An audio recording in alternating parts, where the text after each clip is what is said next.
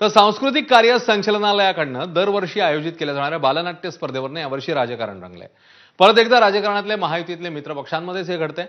बालरंगभूमी परिषद या खासगी संस्थेकडनं शासनाच्या स्पर्धा हायजॅक केल्या जात आहेत आणि या सर्व राजकीय दबावाखाली होत आहे, असा आरोप केला राष्ट्रवादी काँग्रेस पक्षाच्या सांस्कृतिक सेलचे प्रदेशाध्यक्ष बाबासाहेब पाटील यांनी।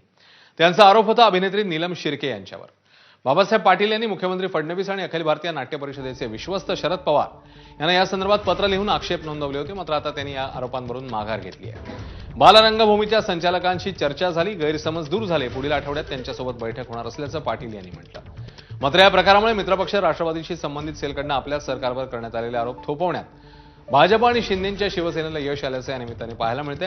एकीकडे शिवसेनेचे धनगेकर पुण्यात भाजपच्या केंद्रीय राज्यमंत्र्यांना भाजप नेत्यांना लक्ष्य करत असताना ठाण्यामध्ये शिवसेना आणि भाजप यांच्यात संबंध कमालीचे ताणले गेलेले असताना दुसरा मित्रपक्ष राष्ट्रवादीकडनं होणारे आरोप मात्र थोपवण्यात भाजप शिवसेनेला यश आल्याचं पाहायला मिळतंय।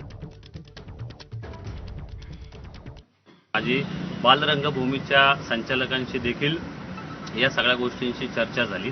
ही चर्चा करत असताना मला त्या बाबतीतल्या ज्या काही गैरसमज होते ते सगळे दूर झालेले आहेत। मी त्या गोष्टी सगळ्या थोड्या समजून घेतल्या। त्याच्यानंतर आज सकाळपासून मीडियामध्ये सुद्धा काही वेगवेगळ्या गोष्टी, वेगवेगळ्या मंत्र्यांची नावं त्या ठिकाणी घेतली जातात। मला या व्हिडिओच्या माध्यमातून एवढंच सांगायचं आहे की अशा कुठल्याही मंत्र्यांचा ह्या विषयाशी काही संबंध नाहीये। बालरंगभूमी यांच्या संचालकांशी बोलल्यानंतर पुढच्या आठवड्यात त्यांनी मला या सगळ्या विषयांसाठी सविस्तर चर्चा देखील करायला बोलवलेलं आहे।